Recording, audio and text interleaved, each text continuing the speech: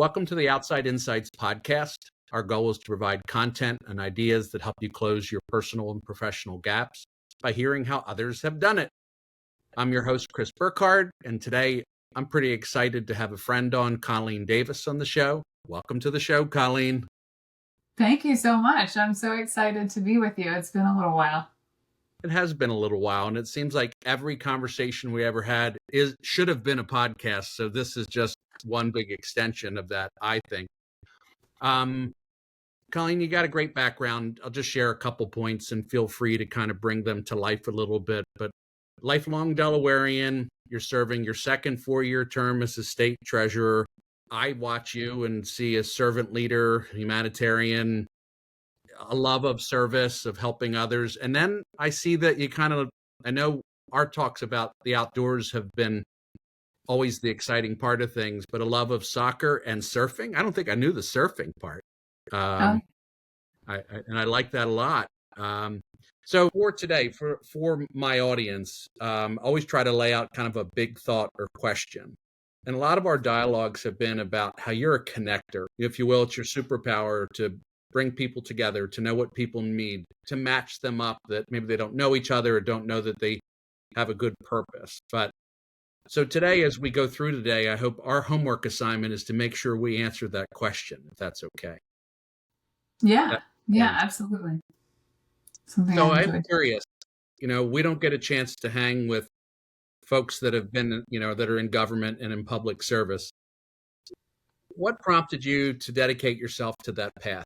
What took you to this spot? Well, a little bit, growing up, I'm one of 8 kids, and I know I've told you my story a little bit before, but I have a really close-knit family growing up in southern Delaware, and my parents were small business owners. They ran a small business. They took on a business partner, and my father struggled for most of his adult life with Crohn's disease. And I guess I was about 8 years old when they took on this, they'd had this business partner for a little bit, and he ended up defrauding the company and, absconded with, I think a little over $1 million, which back then was a lot of money. And still is.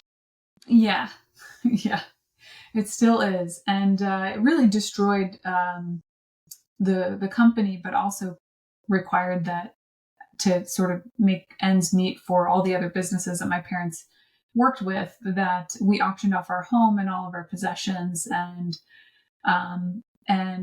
the amazing thing about Delaware is that it is a place where people can rebuild.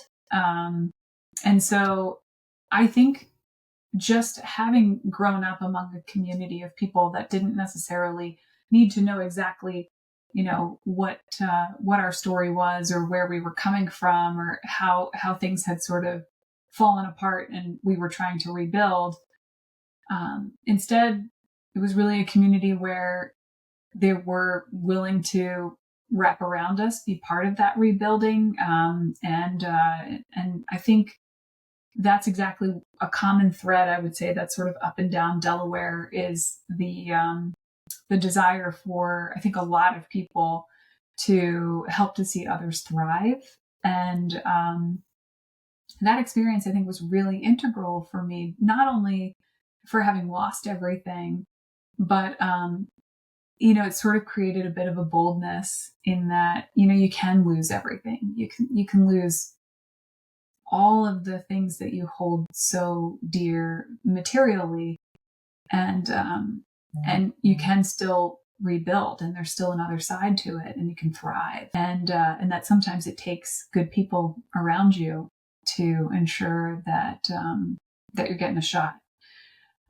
So I would say that was probably a big part of why I've sort of, probably most of my adult life, I would say, have sought to, be in service. So I started my career, my undergraduate is in molecular biology. I moved on to specialize in neurosurgery and practiced for just about 18 years in the field of neurosurgery as a physician assistant.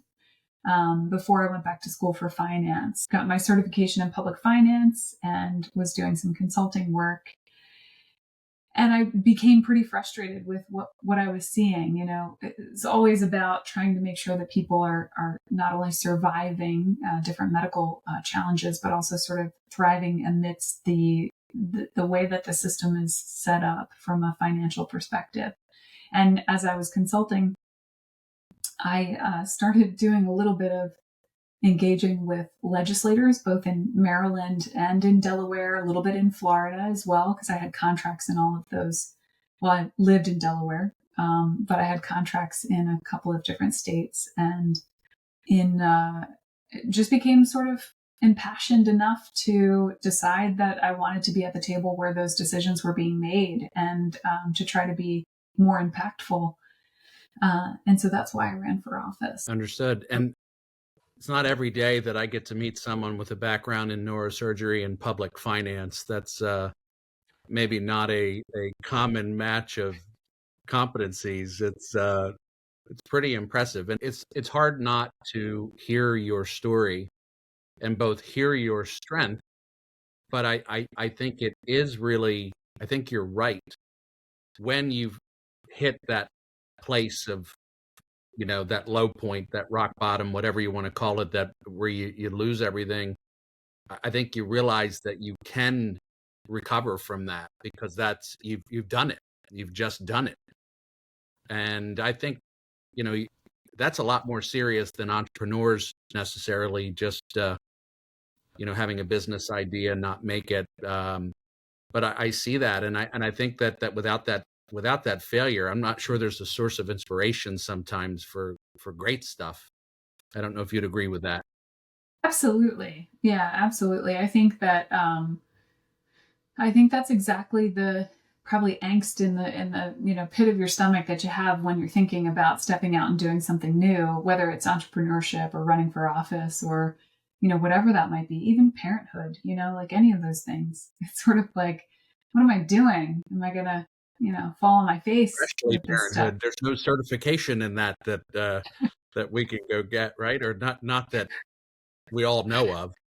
So Right. I think you have a unique situation, Colleen. Like, you know, I feel pretty well read, but I don't know what a state treasurer really does, right? You know, and I think you get a chance to kind of go kind of behind the curtains in kind of a cool way. For me as a layman, just a unique opportunity to share what you do and in what capacities you serve in that role, if that's the right way to frame it. But go wild on that, because I bet you I don't think I'm unique, you know, in not understanding or really knowing enough. Yeah. Yeah. Well, and it is a really cool job. So I really enjoy it. So I don't know if it's cool, but it's something I enjoy. Cool to you. Right, right. I think most kids aren't going, yay, I want to be the treasurer one day. But but as a general rule, I oversee investments for the state, and that's a total of about $11.2 billion of different portfolios. So that means that I'm helping state employees to prepare for retirement. I'm helping families to save for their children's future education goals. I'm helping children and families with, not just children, but adults with disabilities to save for their future unknown needs oftentimes, and also protect their benefits. And I think we have about, I'm going to estimate, I think it's around 45,000 Delaware State employees and their families that I participate in overseeing their benefits options and ensuring that we have good healthcare benefits. I also serve on the Board of Pardons, and let me see, there are several boards that I serve on. It's probably about a total of 33 different boards, and some of those are at the state level, one or maybe two are at the federal level, and then I also serve with a group called the National Association of State Treasurers and the Government Finance Officers Association. So all of those are a lot of fun, but they ensure that we have sort of a united front when we're talking to the Fed or when we're talking to our federal delegation about some of the needs that we have, or the impact that certain pieces of legislation might have on us as financial officers. So, Colleen, we've always had an easy way of talking about our lives and things. And I think I chose an entrepreneurial path because I could bend my own reality or create my own culture. I don't think I had the patience or skills or capabilities. I mean, you've got a lot of stakeholders, a lot of constituents. I'm not even sure if I have the question very well defined, but just talk a little bit about what it's like, because you're known for getting things done. You're known for new programs. You're known for things. What's it like to navigate something at that level? It's Not an easy actually, question, yeah, you make it sound like it's not easy. Well, maybe But that actually, is your superpower, huh? Maybe for me, that would be very hard. yeah, I think in some ways it's hard because you're constantly trying to put yourself in the shoes of the people you're serving, right? Sure. And it's a whole spectrum of different people. So that's one of the biggest challenges, I would say. But you're asking me this question out of great time because we just went through our strategic plan and went back through, our mission, our vision, our goals, and really sort of talked internally among my team about whether or not we continue to walk out our goals. And I think it's one of those things that is really important, is always thinking about the way in which we're impacting others. Because one of the things that we do is we don't just interact with citizens, but we interact with agencies. And our goal is really to help agencies to secure their funds, to transact well, to do it efficiently, and to save taxpayers money. Just as an example, when we received the American Rescue Plan Act funds, Mhm. and even the CARES Act monies, my first question to the feds was actually Secretary Yellen, was whether or not we would be allowed to invest those funds and keep them. And I think we made about $30,000 per month on, just the CARES Act money. Yes. So it's like things like that where, although I'm serving Delawareans, I'm also, kind of constantly concerned about how some of the things that we do could reflect on others that I Yeah. have to work with on a regular basis. And so it's not easy, but I think probably the biggest thing, and you talk about this a lot, Chris, is communication. Yes. So like if we're not sure, making sure we're having a dialogue with people, and inviting that dialogue. So it's a sense of stewardship, right? But I do get a sense, that you're proactive, asking the questions that maybe people might hesitate to ask, right? And it makes sense. So was Delaware allowed to keep the monies? Allowed to keep the interest, just out of curiosity? Yes, of All right. course. Well, that's good. The good outcome. Yeah. Yeah, so it was good. And part of the reason was because there are a couple of clauses in that legislation that said that they would be clawing the money back if it was misused. And Okay. so right away, I wanted to know before we started potentially making investments and putting them back into the general fund, that was going to be okay. Because if it wasn't, the risk is then we need to set it aside to make sure we're paying it back if we're ever asked to return the funds. So, Understood. so the money went into the general fund. It helped us to shore up a shortfall that we had in 2020. We had about a $255 million revenue shortfall. And right at that time, I was part of a working group that met with the Fed on a regular basis. We were meeting sometimes twice a day. Wow.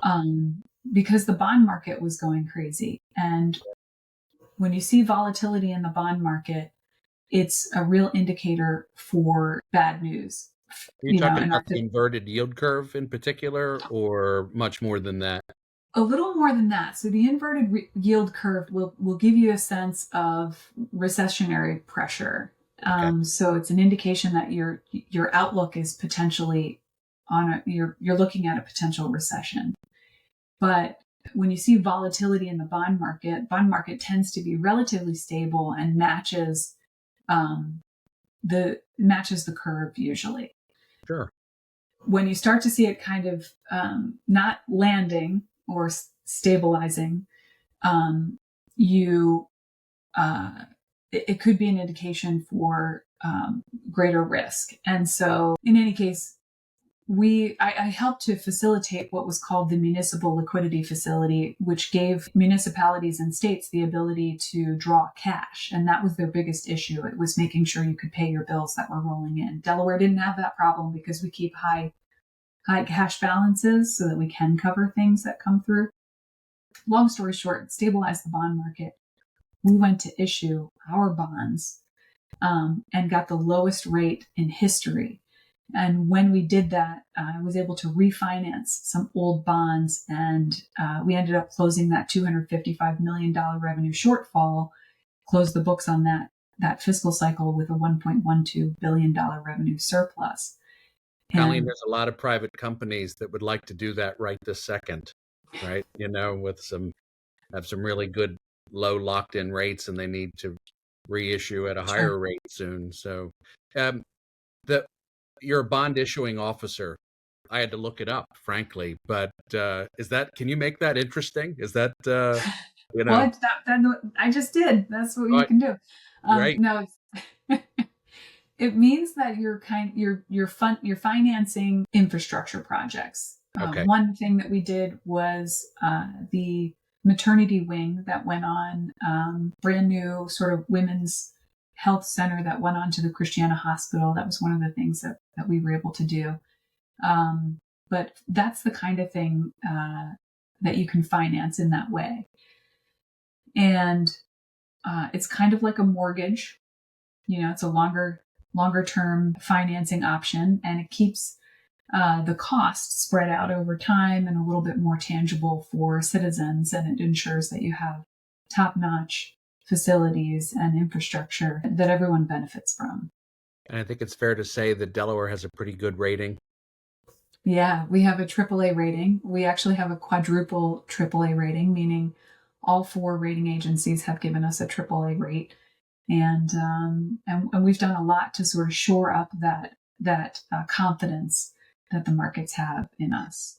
So if you pull back, Is this a planned career trajectory, or it seems as if there was a real process of learning, experiencing, figuring out what you had passion for, what you loved, and then sort of making adjustments along the way to figure out where you could add value and find really what you wanted. Is that fair? Or how would I think it's always interesting because, there's a lot of 23-year-olds at Goldie Beacom that'll hear this and like, Colleen, how the heck did you decide you were going to get to there? Right. It's like, it's an interesting process to go through.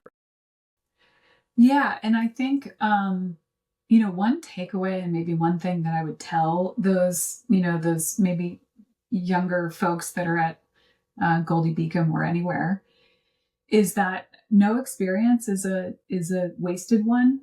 Even if it ends in a fail, I think there are always lessons to be learned. And even if you said, I'm going to open an ice cream stand and I'm going to, do this. And then the next thing you know, you're bartending, or, next thing you know, you're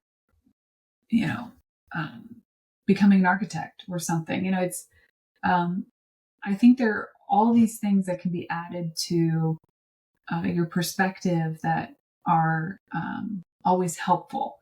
I don't talk about this that often, but when we lost our home when I was a kid, my parents had a friend who was a cattle farmer, and he and his wife had been planning to take a cross-country trip for about a year, and they were looking for someone to help to care for their cattle and their farm.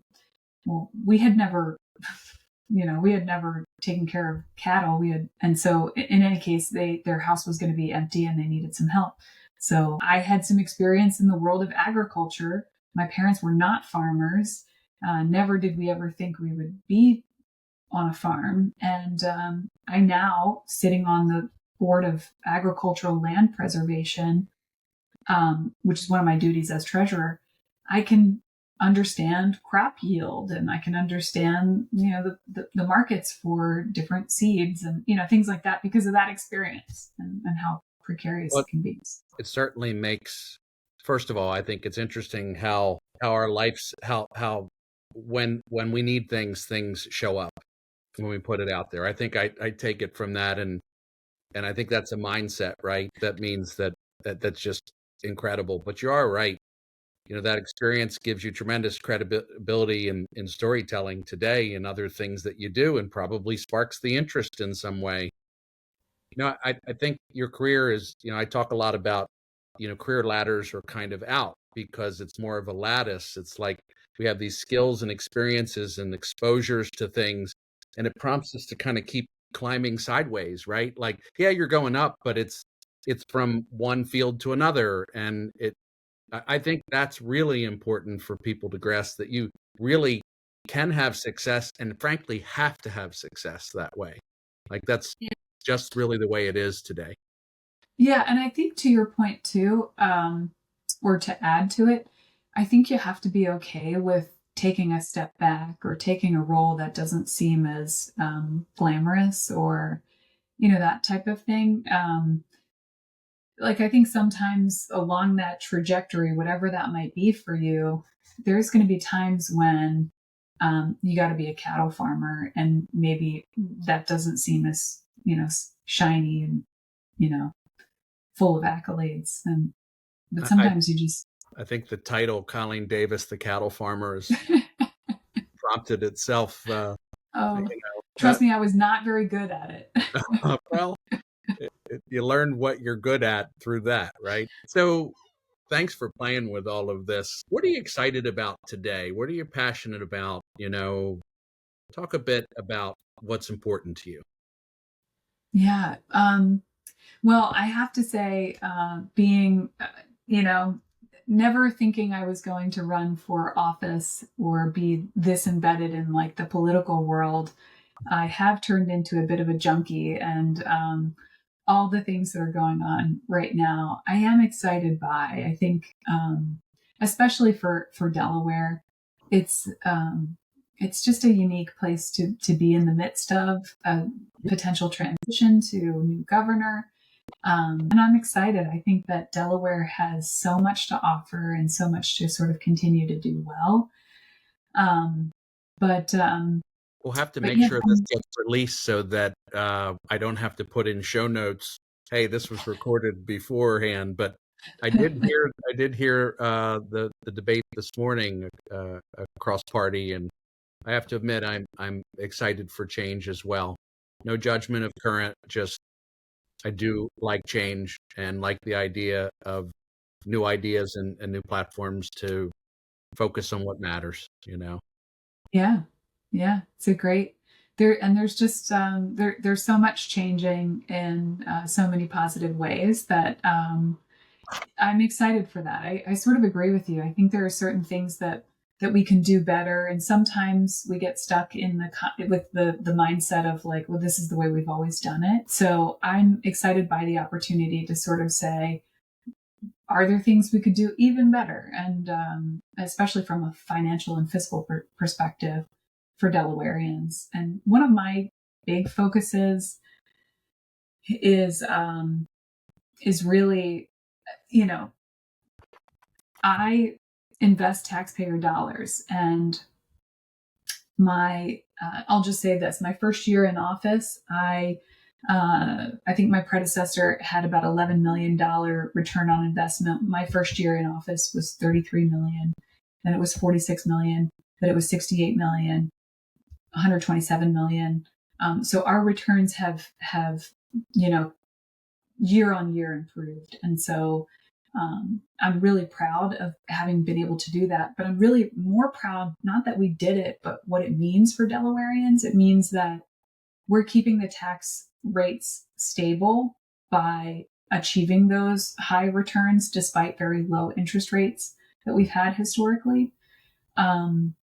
So I'm excited by potentially continuing to do that and do that well, and to really think about ways in which we can continue to keep our tax level stable, and at the same time serving the needs that people have.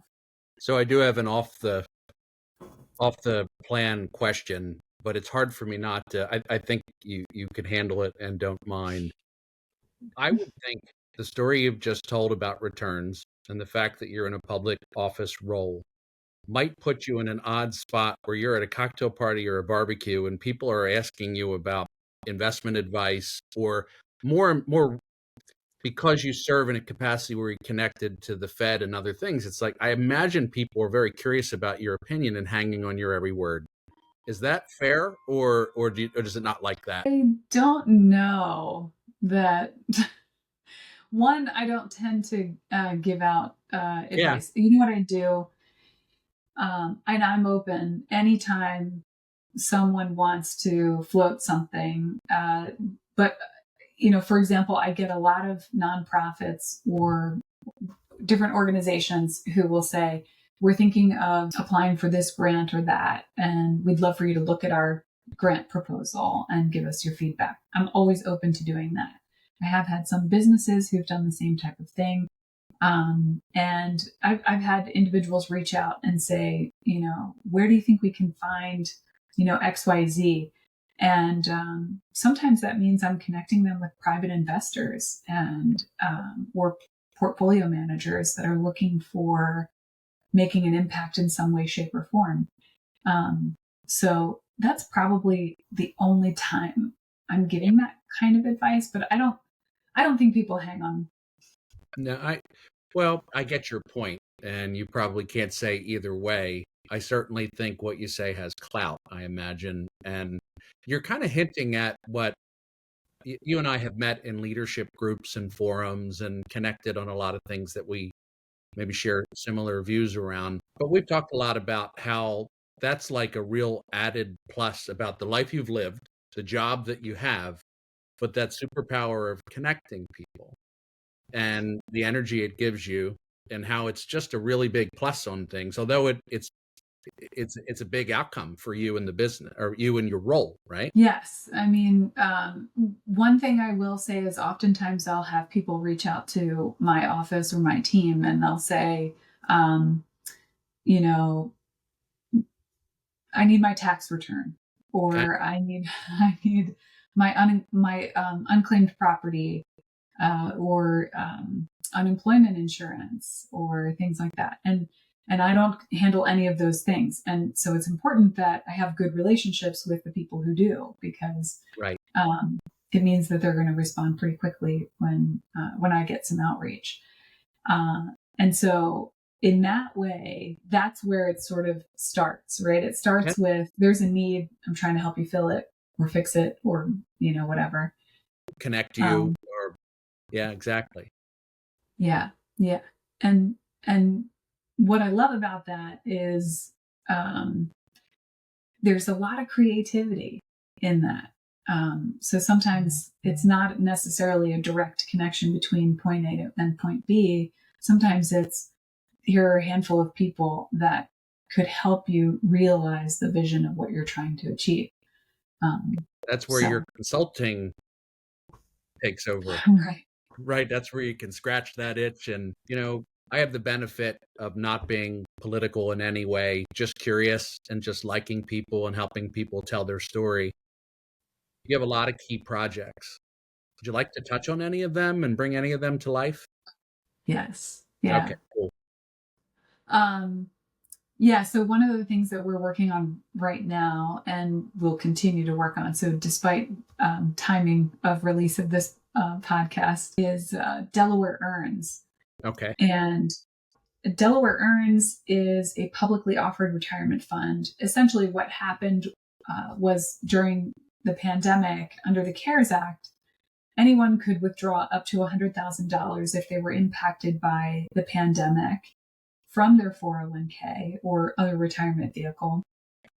without incurring the substantial tax and penalty. The problem was you had to have some money up to $100,000, and you also had to have one of those retirement vehicles available to you through your employer. So we did some research. We found that Delawareans, about 150,000 to 200,000 Delaware workers, did not have access to a 401k or other type of. A lot of small businesses, that call placers for hiring, they don't have that, or they find it onerous to set up or manage. Yep, absolutely. And that's kind of what we did. We sort of said, why, we started surveying small businesses and saying, you don't have one. What's the holdup? What's keeping you from doing it? And some said cost, some said the hassle, right? You're wearing 20 different hats. You're trying to run a business. It's one less thing. It's also the liability, the risk of choosing the right investments and complying with ERISA. And all of that is sort of overwhelming as well. So we sort of said, well, how do we sort of achieve one, offering something, two, doing it in a way that's not burdening small businesses through cost or time, consumption, or even the risk of potential risk of liability and losses. And that's when we came up with Delaware Earns. And this is where it's an auto enrollment plan. We know that people are more likely to participate if you make it easy. And the setup is very easy. Employers don't really have to do a ton as far as educating their employees. The one thing they have to do is remit payroll. And it's a free benefit that they can offer to their employees now. So it's sort of through a portal of some kind, or along those lines. Yes. And is it rolled out now? I should know that. We completed our pilot. So we had 13 different entities that sort of started our pilot. We got a lot of feedback from them to sort of help iron out the kinks and things like that. And we're in the throes right now of getting every business with 5 or more employees enrolled. And our statutory sort of mandate is that we have to have this program kind of up and ready to roll January of 2025. So that's our goal right now, is to get everything done, get all the businesses kind of up and running and that sort of thing. So it's nice to hear government go through a process of refinement before they launch. So good for you. Well, I'm sure that we're still going to have our bumps, right? Like we're still going to need all the feedback that we can possibly get. It's going to be a work in progress. Awesome. So little shift in direction. When we first met, you told a really great story of early life, soccer, your passions and things. And I think it's definitely a close the gap kind of story. Anyone that'll listen knows that I'm an old middle linebacker that coached soccer for 16 years and had to figure it all out, right? And unfortunately, I think I do coach more like Ted Lasso than I'd like to admit, but I do know what an end line is at this point, but I had fun hearing it, and I hope my audience has fun hearing it a little bit. Yeah. Well, I played at the Kirkwood soccer facility, but even though I live in Sussex County, I grew up with 6 brothers. I have 1 sister, and growing up, my dad used to tell my sister. You were youngest, right? Would say that again? You're youngest, is that right? I think you said that. I'm right in the middle. Oh, right in the middle. Okay, all right. Yes. So I had it from both ends, right? Like, oh man, yes. But I am the oldest daughter. My sister's younger. And so my dad used to tell all of us, but my sister and I especially, you can do anything those boys can do. You can do anything, and don't let them tell you you can't. So I'll tell you 2 stories. One that is fun. I'll tell you that one later. But When I was in high school, I played on the boys' soccer team because we didn't have a girls' team. Which just And blows my absolute mind. But, I know. you know, you and I are not 100, so that just blows my mind. But that tells me where we are, right? You know? Yeah. Yeah. So it was the late 90s, Yep. and we didn't have a girls' team at my high school. And so after playing for 3 seasons, or I'm sorry, no, I played for 2 seasons. I was a sophomore. I was 15. I went and got a petition signed by like 180 students and went to the school board with a pitch. And my pitch was, look, we'll borrow the boys' jerseys and things and equipment and soccer balls. We'll come up with the money to pay our coach or two. And I had figured out it would be about $2,000, $1,000 Yep. a piece. And It's the best that $1.13 an hour I ever earned. Right? You give everything to it. Yes. It's definitely a paid volunteer type situation. But I sort of explained that it wasn't going to be a huge cost to allow us to put together a team. And because the girls play in the spring and the boys play in the fall, we would be able to share the facilities and that sort of thing. And I went before the school board at 15 years old, and I got a resounding, positive response. And from there, I was able to play a total of 5 high school seasons because I played on the boys' fall season twice, and then the girls' 3 seasons in a row. And the coolest part about it, looking back, was that, I joke around all the time whenever I talk to people and they're like, oh, hey, treasurer. I go, okay, where'd you go to high school? And I joke like, well, we were at Indian River and we crushed you all the time, which isn't true, but it's fun to say. But a lot of the schools in Sussex County were also starting their girls' soccer programs. And instead of it being very rivalrous, it was much more of a camaraderie that was built because we were like, hey, you guys looked good this season. We beat you, but, you've got a young team, and just a lot of that type of interaction, which was very cool. All boats rise, right? In some regard. And yeah, it was, I think, also a time where national women's soccer was taking on a different reality and it makes total sense. It was all about everybody getting better. And I think it still is, that's a heck of a story. Not a bad resume builder. So, what was it like to whip up on the boys? That's what I have to ask. I mean, It was actually it was a lot of fun. It was it felt like my house on a regular day. But no, I really enjoyed it. I remember one time in particular, we had a young guy. He was a senior when I was a sophomore. He was a football player. He already had a scholarship and basically was playing on the soccer team to try to stay in shape for his, collegiate football career that was, coming up. And so he played his senior year, high school on our team. And I remember one time getting tossed. I mean, really hacked a couple times, like 2 or 3 times in a row in this one game. And he comes over to me and he's a big football player. And he said, that's it. I'm taking left fullback. I was playing left fullback at the time. He's like, that's it. I'm taking your position. Swap with me. And so I was playing stopper. Mm-hmm. So we swapped and he took the guy out who had done it to me. Of course he did, right? Well, camaraderie. Yeah. And I think he ended up with a yellow card, and our coach was not very happy with him, but he trotted off the field feeling, vindicated, right? Protected. Yeah. Except you could have done it yourself, right? Well, yeah, I don't know. This one time was, I don't know how I got tossed every time, but yeah.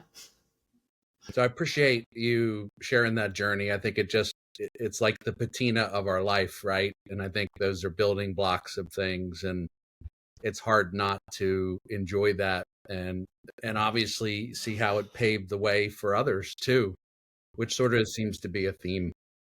Yeah. Um, so we're coming up on 42 minutes, and we're doing pretty well. I wanted to ask you this. I don't know if you love books or if you have recommendations for books that you love, but I did want to see what you might recommend. Oh gosh. I don't think I was really prepared for this one.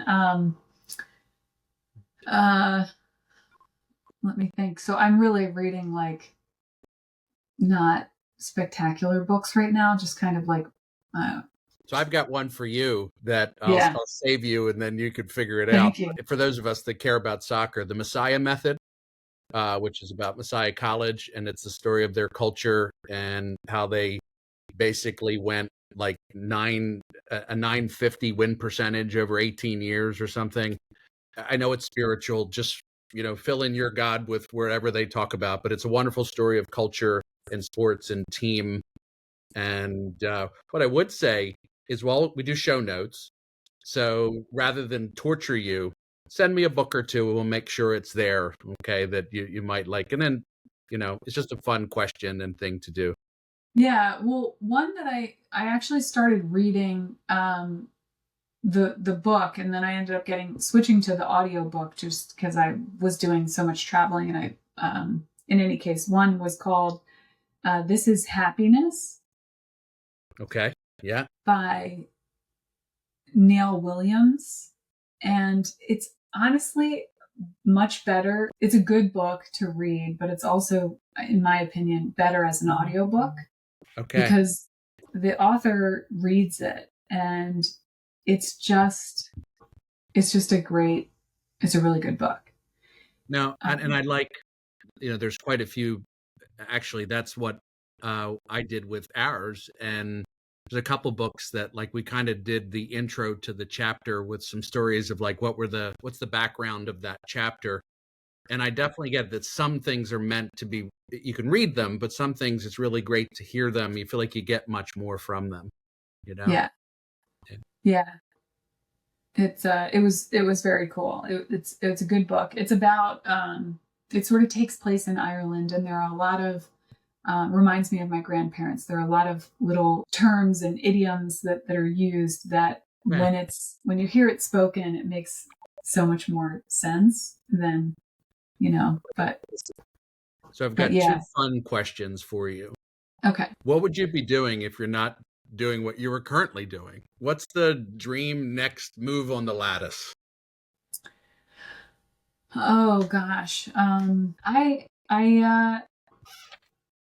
That's kind of an odd one. Like, I think that in some ways I really, really enjoy what I'm doing. I think the one thing that I would love to embed a little more in my life is sort of the ability to be more creative in problem solving. I mean, that's one of the things I really love about what I do is the ability to problem solve. Well, I figured that you would say that. So maybe it's like, I know you have a sense of stewardship in what you're doing, but if you could go do something completely different, have a different life, what would it be? And maybe you're exploring that, huh? Yeah, I honestly think that I think I would love to sort of take off and explore other countries, Okay. and think about how to help solve problems in other countries. And in other words, bring your skill set and experiences and relationships to other countries and opportunities there. Colleen and I have spent a lot of time together talking about some of this stuff. I think you should. It sounds like I mean, life's too short, right? We always talk about that. You got to fit it all in. In terms of you, I always ask the question, what would you say to your 21-year-old self? Maybe I should ask it, what would you say to your 15-year-old self, since that's who stood up in front of the school board? What advice would you give your 15-year-old self? Maybe your 15-year-old self should give me advice, frankly, based on that story. Well, I think the biggest thing is that, it's all worth it.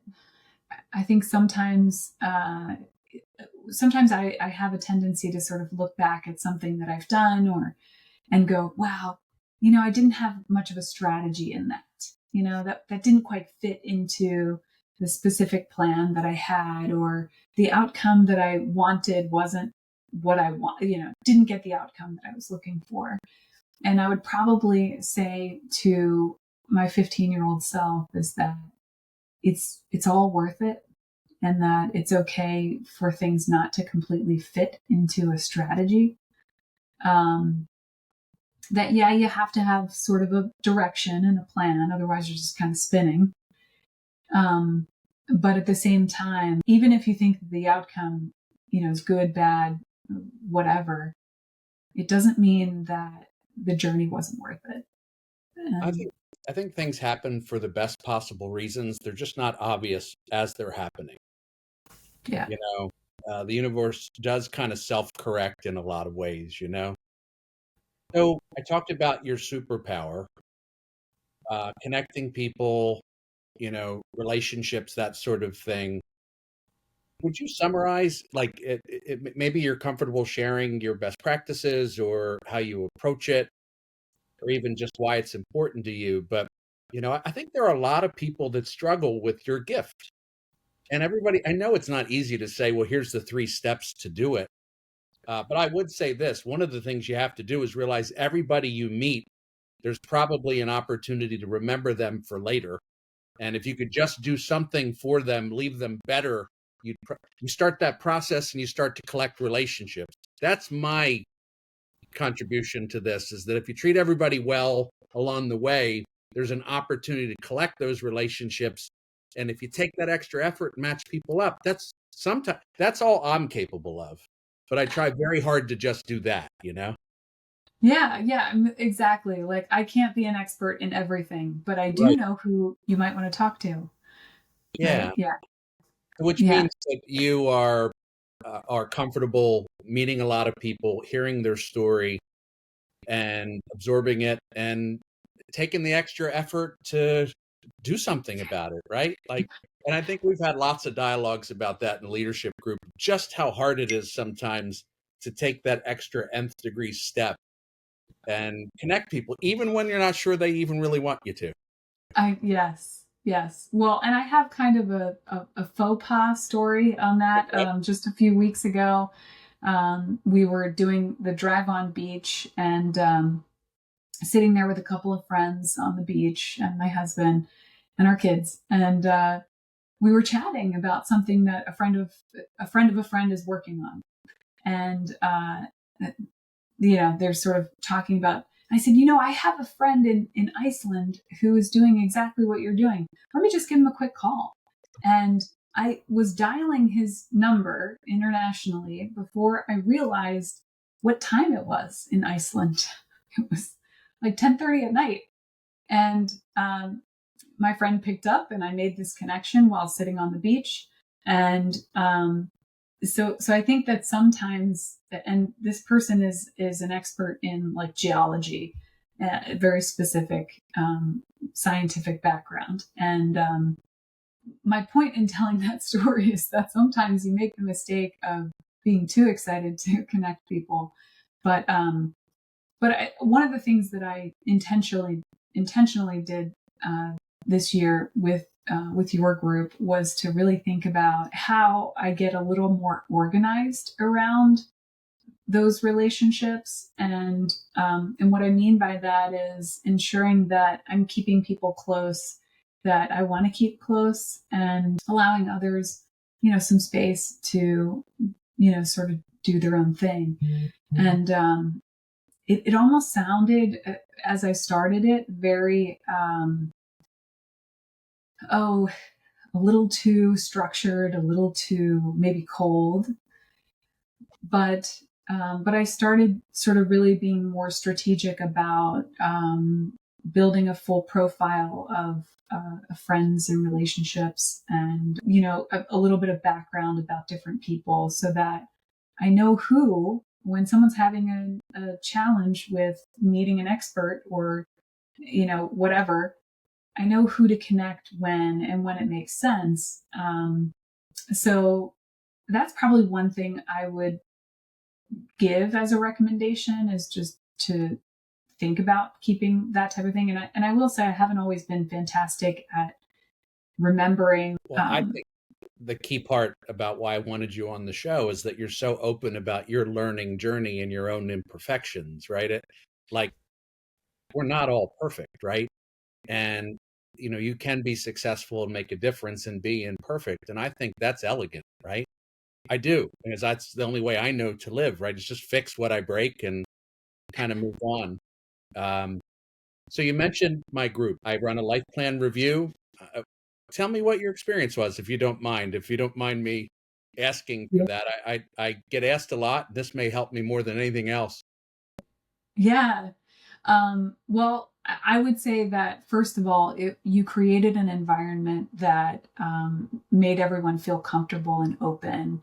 And I think that above anything was foundational to ensure that it was going to be an effective group. Yeah.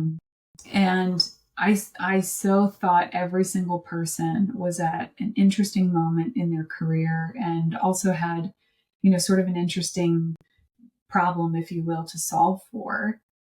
And I don't know what your secret sauce is, but somehow you pulled together the most interesting mix of people that kept me engaged. But also, I think the structure that you created, I mean, you did a lot of work to sort of say, read this article, watch this video, listen to this podcast. This is what we're trying to do. This is what we're trying to achieve.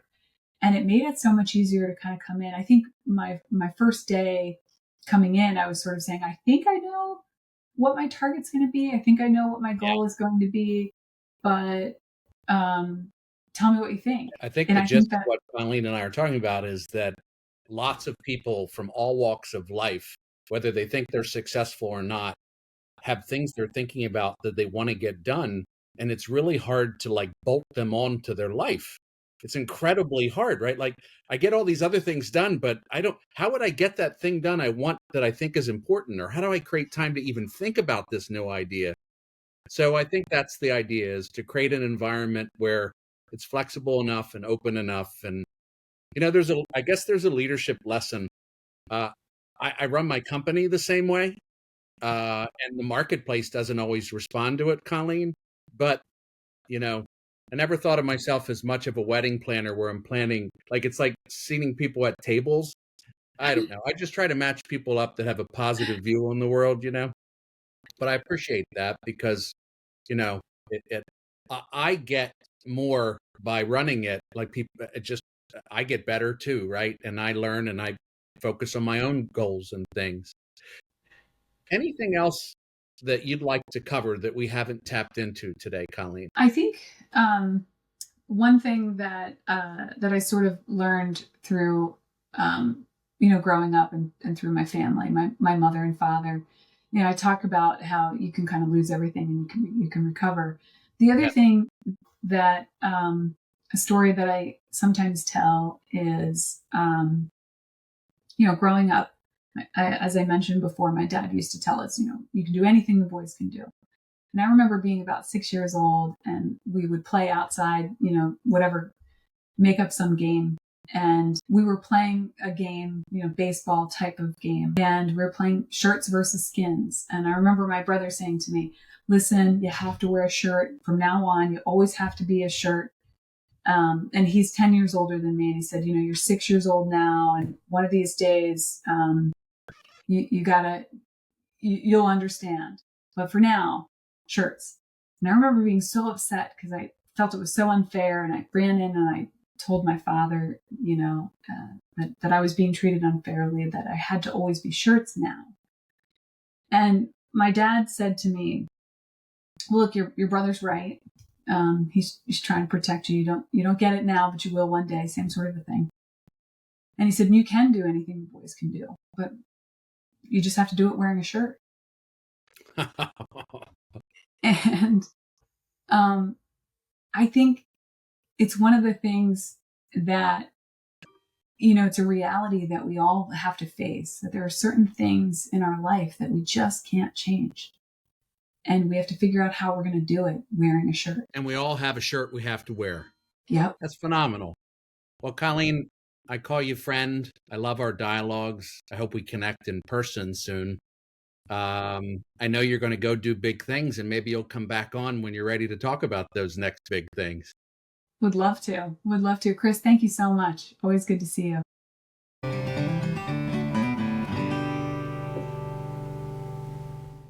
If you would like to receive this content directly into your email each and every time we publish, there's a link to join our email list in the show notes. Our content goes out on Fridays and an occasional special release during the week.